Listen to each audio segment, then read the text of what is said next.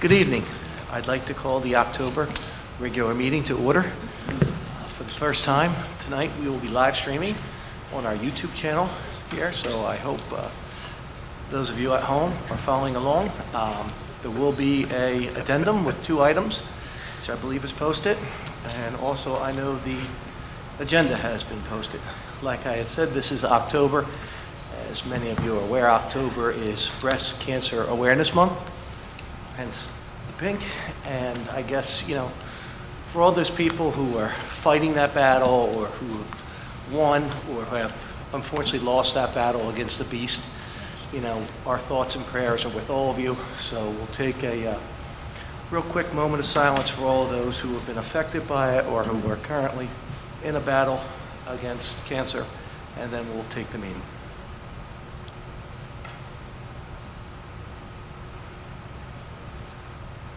Thank you.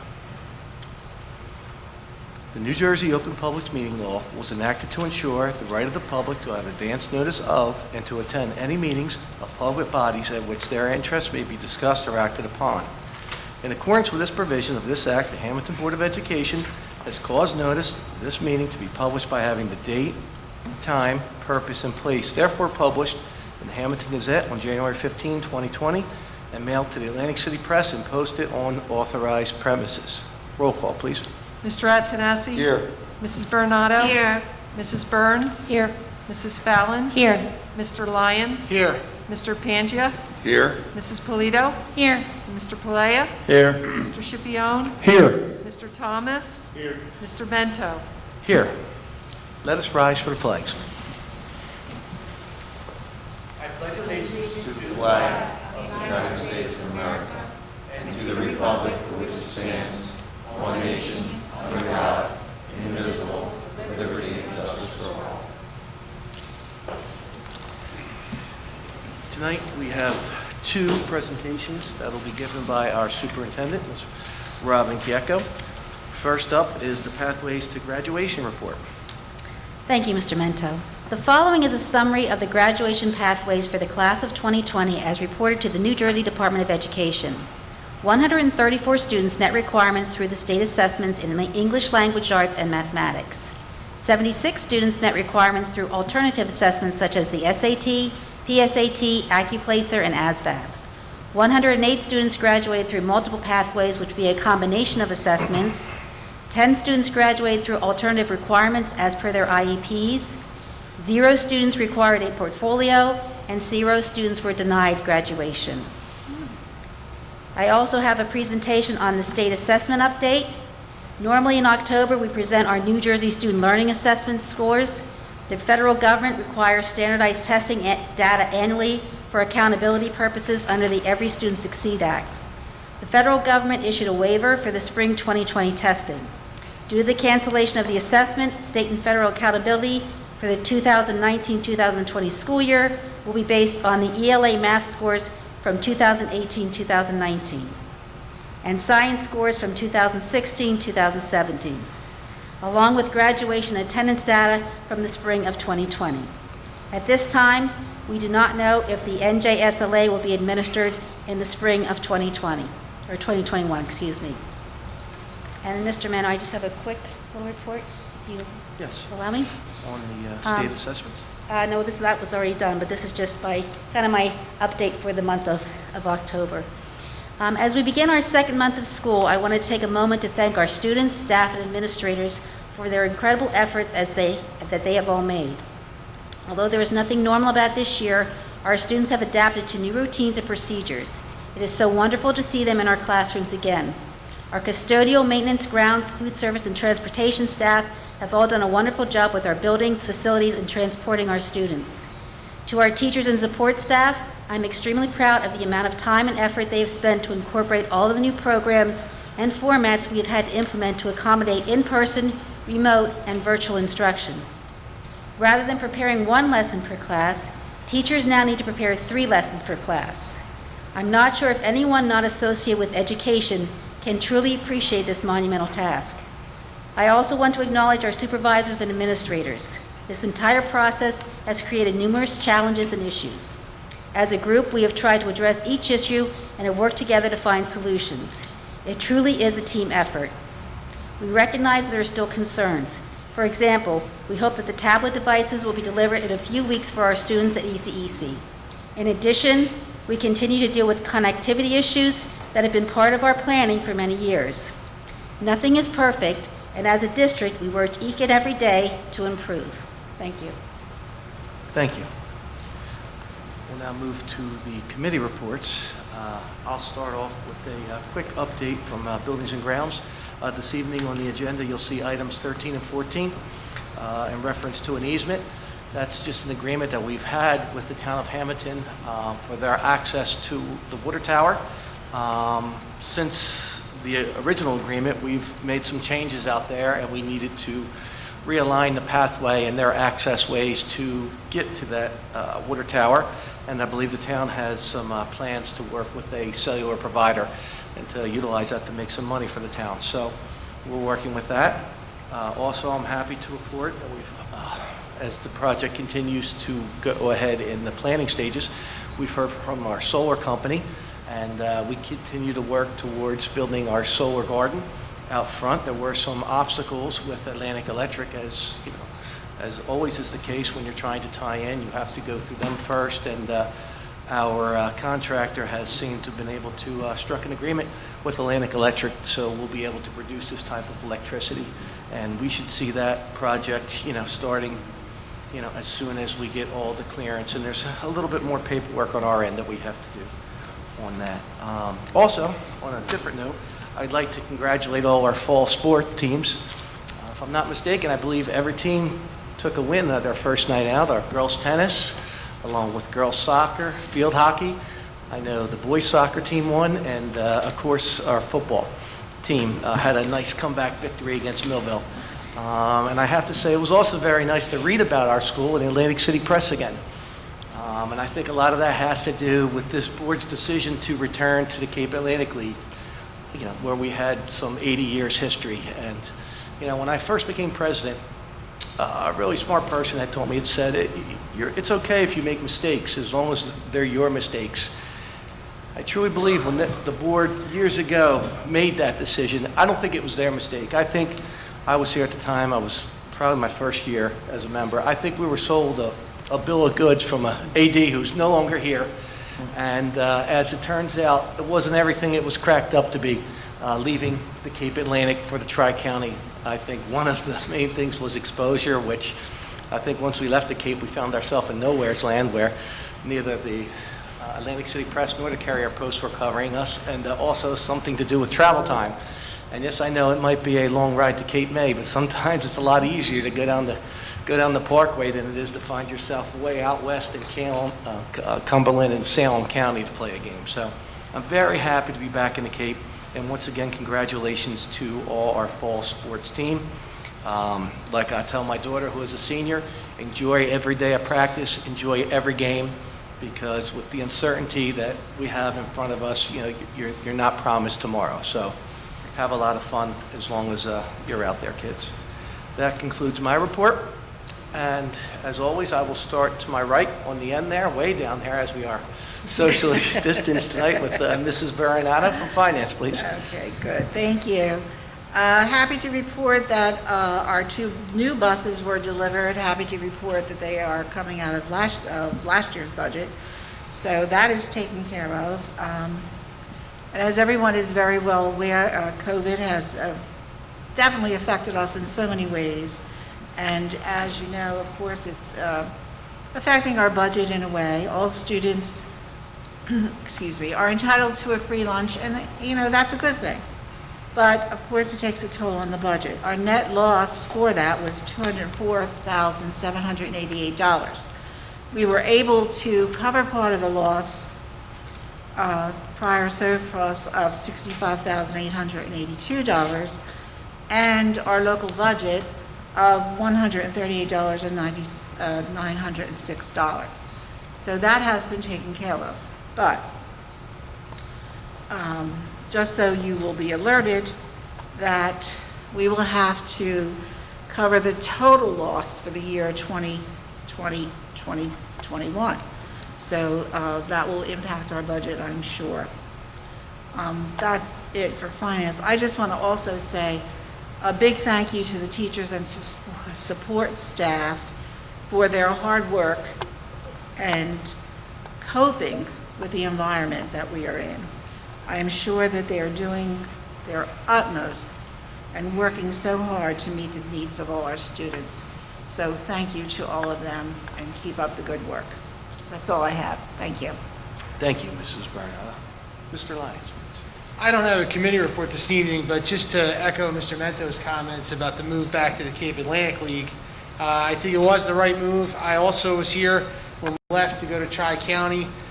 We were sold a bill of goods by an athletic director who was trying to market his own career, frankly, and left us shortly after we made the change. It was wrong then, and I'm glad we fixed it. So that's it for this evening for me. Thank you. Thank you, Mr. Lyons. Mr. Thomas from Folsom, please. Thank you. Mr. Play, our Safety Committee Chair. The Safety Committee will be meeting Wednesday to discuss some upcoming events, but just want to send a shout out to the police department and the police chief. They've been doing an excellent job getting everybody into the buildings, and a couple days, the police chief was actually holding a sign directing people. I mean, above and beyond what they're supposed to do. So just like to give them a big shout out for having our back, and that's all I have tonight. Thank you, Mr. Play. Mr. Scipione, Community Relations. Thank you. The 2021 school year has begun with a great first month. Our students, staff, administrators are commended for all their efforts. A special thank you to Ms. Templeton for her friends, Ms. Templeton and her friends, for their time and talent spent beautifying our reading garden at ECEC to begin the school year. Our high school athletes, as Mr. Mento has mentioned, have begun with their first football game on October 2nd with a win against Millville. And all our other teams, soccer, field hockey, tennis, and cross country also won and have begun their seasons. Best of luck to all of our coaches and players. We would also like to thank Mayor DiDonato and Mrs. Mazzio for their assistance in broadcasting our home football game on Channel 9. Congratulations to Olivia Catania for receiving the Senior Spotlight Award from the 8th Legislative District of Assemblyman Ryan Peters and Assemblywoman Jean Stanfield. The district-wide virtual back-to-school night is scheduled for Thursday, October 15th. Videos created by the building principals and teachers will be available on the district website at 7 p.m. Parents will be able to view this information at any time. The Halloween parade at ECEC and West are scheduled for the morning of October 29th, Cohort A, October 30th, Cohort B and C, and in the afternoon on October 30th for Cohort R. Information will be sent home with specific times and locations. We want to make sure that our students enjoy a safe and fun event. Finally, I'd personally like to thank everyone involved in feeding our students all summer. We served thousands, or they served thousands of meals, and no family was ever turned away. And as a matter of fact, everyone in our district was able to receive free meals if they needed. And that's something that's very near and dear to my heart, as I believe no child should ever go to bed hungry. So I just wanted to thank everyone, and I know that's still going on until December, and then I guess we'll continue that, but that's just an amazing job, and I wanted to thank everyone. That's my report.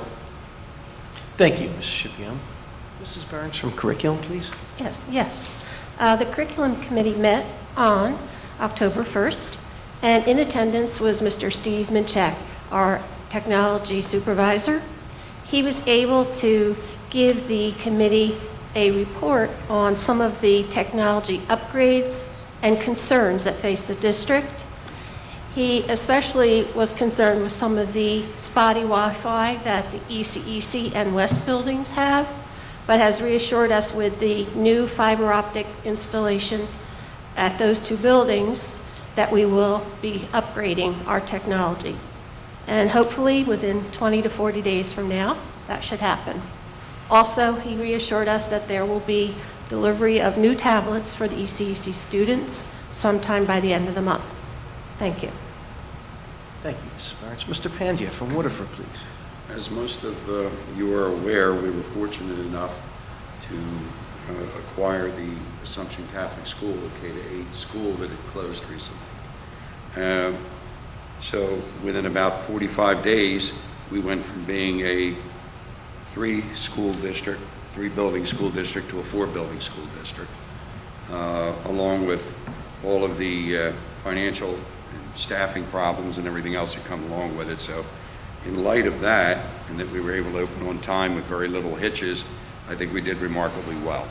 So I just want to give a shout out to our administration and our members of our district, because I tell you, it was, for a while, it was a full-time job. Oh, I believe it. Thank you. And yes, and congratulations on making that move. It really is nice to be able to offer Thank you. a 5-day-a-week work week for all your students.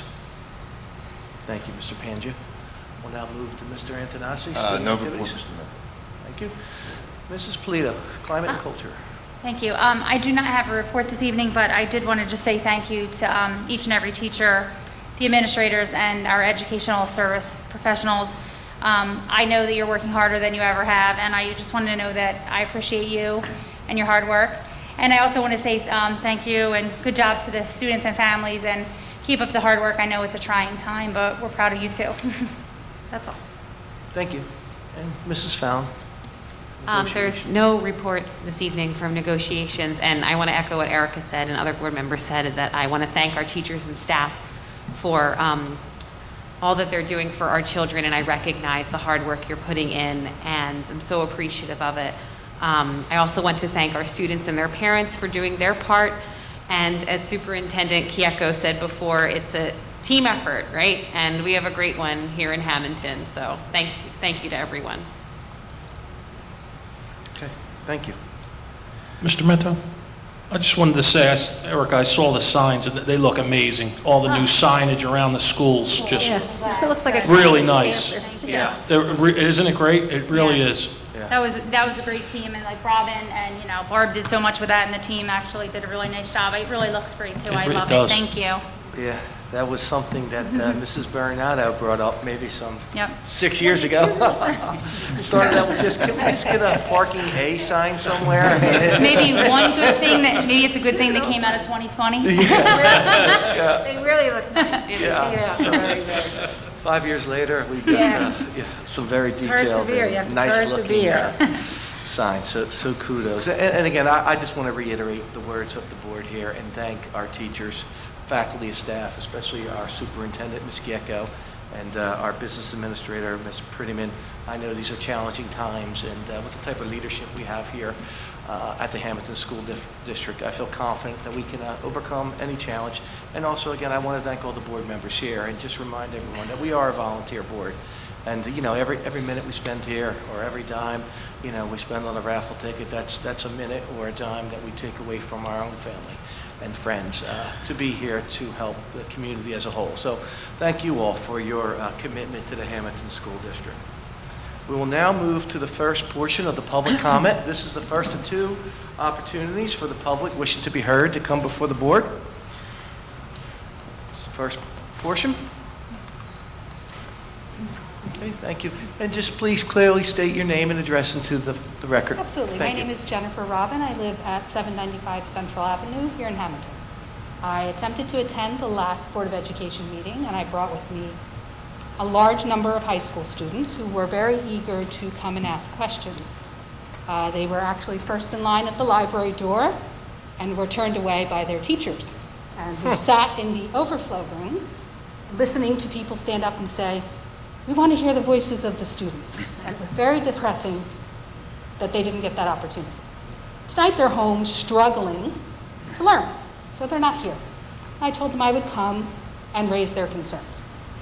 I'd like to send you all back in time for a moment to when you were in high school.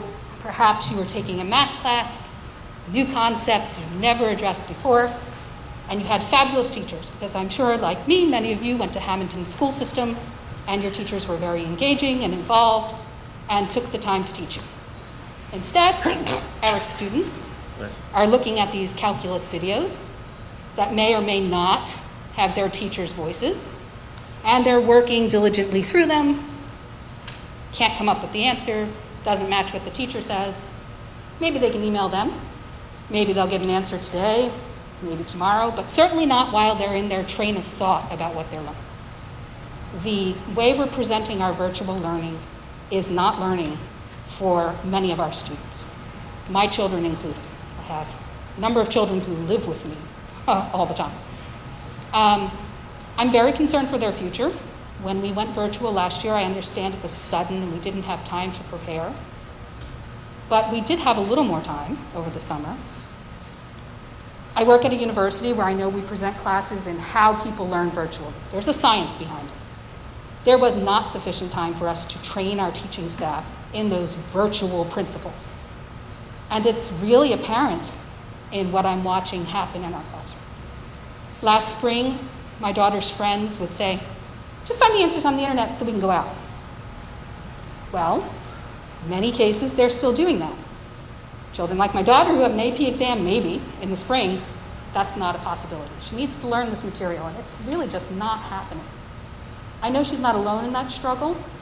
We need to have teachers in the classrooms, and I recognize this is a pandemic, but I look at districts like Little Egg Harbor, where their teachers are in the classroom regularly, broadcasting what they're teaching to the cohort that's at home to watch, cohort that's in participates, and then they flip every other day ad infinitum till whenever this ends.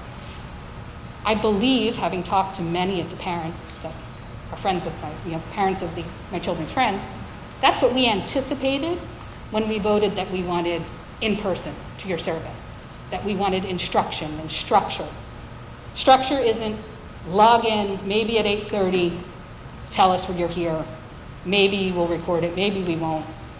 We'll put these videos up that maybe don't have your teacher, maybe they do. That's just not what we were envisioning as parents. We were envisioning our teachers there with our students in some way. And it's very confusing to my children and their friends why their teachers aren't there for them to ask, hey, I'm doing this right now. So a recorded video I looked at yesterday, I thought this, can you help me? I implore you all to consider some different methodology and delivery, because I don't see this ending anytime soon. I hear that the plan is to continue this through at least January. This can't go on. They lost the end of last year, and my child's a child of privilege. I can't imagine what's going on in households with less privilege and less attention. I worry for all of our children, but I ask, please make some changes to the presentation of education. I mean, I wish there were a gap year in high school. I'd keep my child home. That's how just devastating this is. She hasn't slept in 4 nights because she's up stressing, pacing around, sick to her stomach. I don't know, Mom. I go through it. He answers the email. I don't even remember what I was thinking. That just does not work. And it's just scary. I wish they could have come tonight, but again, they're there struggling. Last year, I'd also like to say I had to hire someone to come and teach the children. I brought other children in. I spent $400 a week just for them to teach 2 subjects. If they have to teach 6 or 7 subjects this year, I will go broke. And I don't think it's fair that I'm paying $9,000 in school taxes and I'm hiring a teacher to teach at home. So please make some changes, I beg you. Thank you. And I'm sorry to hear that about the children at the last meeting. I was unaware that they were here and had wanted to speak, and that's a real shame, because that's what we encourage our students to do, is participate the right way through meetings. And I want to say, I told them all summer. They had a lot of these concerns all summer, questions about what was going to happen. I said, the way to get the answer is you come and ask at the school board. You're going to love it. They answer the questions that have gone before. And we came, and I've never seen such chaos. They saw sides of their teachers that really disappointed them and shocked them. They were just really surprised. They wanted to make sure they didn't have some of those teachers on their schedule this year after seeing some of what went on in the meeting. It was really disappointing, because I grew up, teachers were it for me. I just wanted to learn everything. I was going to go away to college and go as far as I could because I love to learn. And I tried to teach my children that, but this was certainly a shock for them. So, yeah. thank you.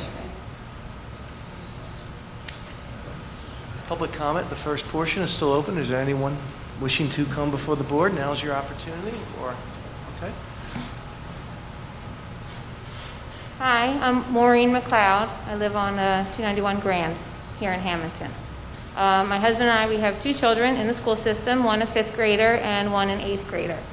I agree with the sentiments. Thank you so much. We see our daughters struggling as well, and we too are educated people. My husband works, I work in a school system, so we know what it is on your side. And it is depressing to see what is coming in and what is going out of our home. One of my largest concerns is the book that our 5th grader is reading. I don't know if it's been brought to the board's attention, but it is not a book that should be read in September after they were 4th graders and left school in the way that they did, and now come back to the 5th grade without their friends and reading this refugee book. It may be a good book. Not right now. Why aren't they reading the continuation of Ivan? Or why aren't they reading something that is uplifting besides this book of these poor children that are, the father is committing suicide, jumping off of a boat? I mean, who approves those books? It's sickening. My daughter is crying. What is this? Why is his house getting hit with a missile? Why is this happening? Why is his dad, why don't they find their friend? What's happening? What are we doing to our children? They're already in a pandemic. They don't get to see their friends. They don't come to school. They don't play sports. They're learning a band virtually. And then we give them that. I don't understand some of the thought process. I guess my other concern is the same thing, how some of the information is being taught. Some of that stuff needs discussion, it needs dialogue, it needs prior background knowledge, and if you're a parent that doesn't have any of that, how are you helping your child? Some of this thing, the readings that are coming home in 8th grade, they're not light readings. They need assistance. And if you don't have somebody at home to help them, what are you doing? You're either pulling somebody else in, hiring somebody, looking for somebody, calling a friend that you have, can you help? It's insane, some of this stuff. Thank you. Public comment, first portion. I'm going to close that now. Okay. We'll move into the business end of the meeting. We will now take items 1 through 41. Is there a motion, please? Motion. Second. Discussion? Roll call, please. Mr. Attanassi? Yes. Mrs. Bernardo? Yes. Mrs. Burns? Yes. Mrs. Fallon? Yes. Mr. Lyons? Yes. Mr. Pangia? Yes. Mrs. Polito? Yes. Mr. Palea? Yes. Mr. Scipione? Yes. Mr. Mento? Yes. Motion's carry. We'll now take personnel items 42 through 77. Is there a motion, please? Motion? Mrs. Burns, Second. Seconded by Mr. Scipione. Discussion? Roll call, please. Mr. Attanassi? Yes, abstain, item number 74. Mrs. Bernardo? Yes. Mrs. Burns? Yes. Mrs. Fallon? Yes. Mr. Lyons? Yes to no on everything but 66. I vote no on 66. Thank you. Mr. Pangia? Yes to everything except 77. Is that Abstain. abstention on 77? Thank you. Mrs. Polito? Yes. Mr. Palea? Yes. Mr. Scipione? Yes. Mr. Mento? Yes. Motion's carry. We'll now take programs, students, miscellaneous, items 78 through 93. So moved. Mr. Pangia, is there a second, please? Second. Seconded by Mrs. Fallon. Discussion? Roll call, please. Mr. Attanassi? Yes. Mrs. Bernardo? Yes. Mrs. Burns? Yes. Mrs. Fallon? Yes. Mr. Lyons? Yes. Mr. Pangia? Yes. Mrs. Polito? Yes. Mr. Palea? Yes. Mr. Scipione? Yes. Mr. Mento? Yes. Motion's carry. will now move to the addendum this evening, and we'll take finance items 94 through 95. So moved. Mr. Pangia? Second. Seconded by Mr. Scipione. For those of you viewing at home, this is for two different systems at the Warren East Soy and also at the high school for a outdoor paging system. Just working with part of our safety protocols and things that we're always doing here to upgrade our facility. Okay, was there discussion on those two? Seeing none, roll call, please. Mr. Attanassi? Yes. Mrs. Bernardo? Yes. Mrs. Burns? Yes. Mrs. Fallon? Yes. Mr. Lyons? Yes. Mr. Pangia? Yes. Mrs. Polito? Yes. Mr. Palea? Yes. Mr. Scipione? Yes. Mr. Mento? Yes, motion's carried. This is the second opportunity from anyone in the public wishing to be heard to come before the board. This is your opportunity to be heard.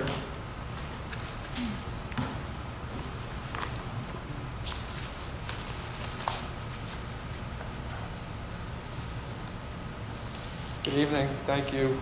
My name is Sean McLeod. I live at 291 North Grand Street here in Hamilton. And lived in Hamilton now 16 years, and this is the first time that I felt compelled to come to a school board meeting. But I do want to say that I appreciate and understand what the teachers in the district are going through, the support staff is going through, the board serving as volunteers. I appreciate and respect what you're doing, as well as the administration in the school district. But I echo the sentiments of the previous two speakers, and I would just like to ask a question, and I know the political landscape in New Jersey, things are not going to change anytime soon with kids coming back to school, and we're halfway through the first marking period. Would the district consider emergency grading accommodations for students?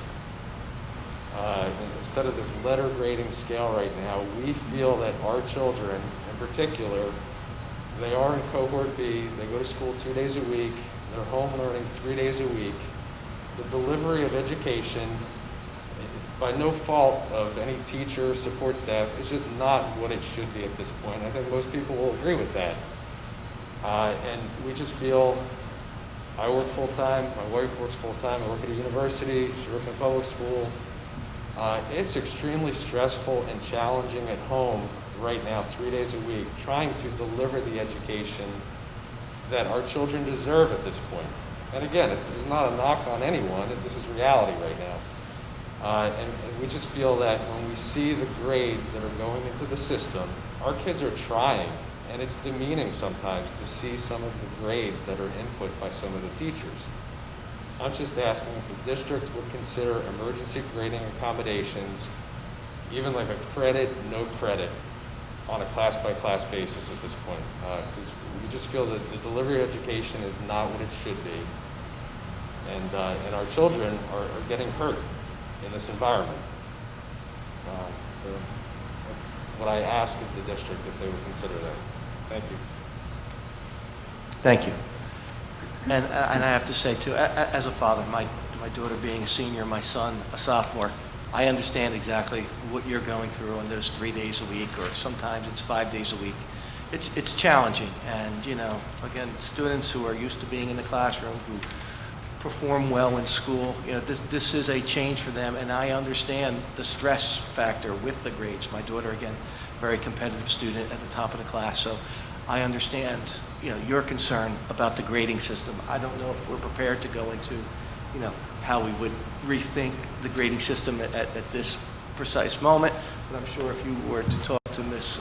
Kieko at a time or in private, she can probably devise a plan or help, you know, your concerns or have answer Absolutely. your questions. Before, you know, the end of the meeting this evening, please make sure you get one of my cards, because I would like to be able to talk to you more in detail, because it's hard to get through the mask what everybody's saying, all their points. And we need feedback. We need feedback so we can improve in certain areas. So, you know, before you leave this evening, please make sure you get one of my cards so you can contact my office, and, you know, perhaps we can set up an appointment next week that we can discuss some of the concerns and maybe some suggestions that you might have. Thank you. And thanks again for coming out tonight and, you know, respectfully expressing your concerns and questions. I do appreciate that, taking the time. Okay, seeing no one else, I will close the second portion of the public comment, and I will entertain... Yes. Thank you, President Mento and Board of Education. Thank you for indulging me just for a moment. I would be remiss if I did not note the passing of John Burtman, my former partner. I had the privilege of starting my career at a law firm known as Donio, Burtman and Donio, and working with and for John and my dad and my sister. And while John was not really present at the meetings, he was always a part of the team, fiercely keen intellect, so helpful from a trial perspective, walked me through the first trial I ever tried on behalf of this Board of Education, actually. And so there's so many attorneys in Hamilton and the surrounding area that owe the start of their careers or the furtherance of their careers to John. And like I said, while he wasn't here, he came to a couple meetings and what have you, but he was absolutely part of the team that had the privilege of representing the board, and I had the privilege of working with him, and I was sorry to see he passed.